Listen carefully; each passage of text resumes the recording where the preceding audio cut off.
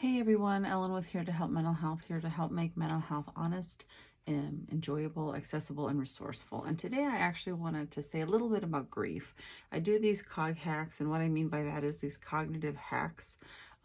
Everyone, likes life hacks, kind of small little snippets, and that's really what I'm trying to do here. There's nothing I'm going to say in this short few minutes that's going to do anything to bring back or change what has happened with a loved one, someone that you're grieving or some loss that you have, but hopefully it will help you kind of think about things maybe a little differently. A lot of times when people are grieving, they think something's wrong with them. They don't know. Maybe they have had experiences where they haven't grieved in the past and they've just kind of bottled things up. And when they do, they kind of don't know what to do with all the emotions, because grief looks like a lot of different things and it's going to be different for every person. So there's going to be a lot of different types of emotions. Sometimes there's a lot of replaying of specific memories or specific moments. A lot of times that ends up being very specifically related to maybe something that's happened, something I should have done, something I could have done. Those emotions can go almost to a blaming and shaming and guilt feeling, from the survivor, just really in the sense where I could have done something differently, and then kind of replaying specific moments like that over and over. And part of that is your brain's way of trying to be helpful. It's really that it wants to make sense of it. And so a lot of times people can get really very focused on that instead of a lot of the other things that have happened in that relationship.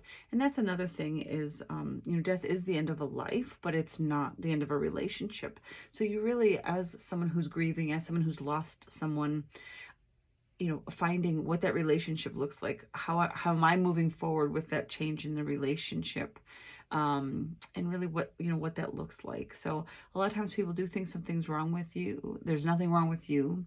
You're grieving. So please give yourself grace, give yourself some compassion, show compassion towards yourself. That's going to be something that's going to be really helpful. Sometimes it also is helpful just to feel like you have control over it, because grief can come out of nowhere and you can have grief episodes almost where I don't even know what triggered me. I just got triggered from a commercial on TV or a bird flying out my window or something like that. So just kind of be aware that it can come out of nowhere, but sometimes feeling like you have some control of it is actually, something that you can do by, having a time where you do think about them, look at things that they've done, look at pictures, other things like that, that kind of can really connect with you, and then feel the emotions that you need to feel at that time. And that can range, like I said. It could be things like sadness, but it could also be anger or some of that guilt or blame or shame that's coming from you. So give yourself time, give yourself understanding, give yourself compassion. Sometimes it also changes. Really, it makes you question who you are, that I'm not this person's spouse or parent or sibling or friend. Who am I now? And really finding out who I am, exploring that a little bit, finding more about what my purpose is now without this person is going to be something that seems like it's an overwhelming thought, but really finding ways to kind of take that in smaller chunks, and to really, today I'm going to focus on taking care of myself, eating, showering, really thinking about them in ways that feel comfortable for me. And at least, having a starting point instead of I have to kind of figure this all out right away. There might seem like there's no order and even time and space. I've mentioned this before in other videos, that our brains are awesome, that we can function in the past, present, and future at the same time, but it can also get in the way. And that's where things happen, where it might be that, wow, I thought I saw them, or I thought I was talking to them like they were still here, and that past, present, future can kind of get jumbled. So doing things that are going to help you really kind of connect with the present tense, looking for who your support is and what your support looks like. And then again, giving yourself grace and compassion. So thanks.